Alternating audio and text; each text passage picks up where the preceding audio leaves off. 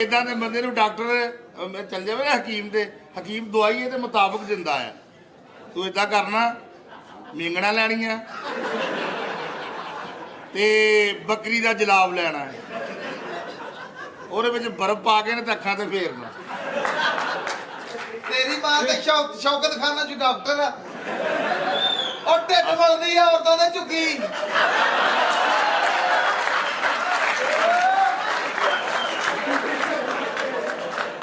अल्लाह दी कसम है औरतां दे तां मलदी आ, कोई 35 रुपये ਵੱਧ देवे तो बंदियां दा भी मल दिंदी है।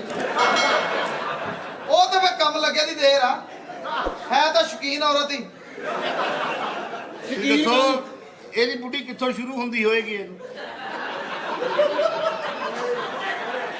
ਉਹ ਸਾਲਿਆ ਤੇਰੇ ਵਰਗਾ ਬੰਦਾ ਕੱਪੜੇ ਲਾਵੇ ਔਰਤ ਇਹ ਪੁੱਛਣ ਲੱਗ ਪੈਂਦੀ ਵੀ ਐਤਕੀ ਨੰਬਰ ਲੱਗਣਾ ਕਿਹੜਾ ਹੈ।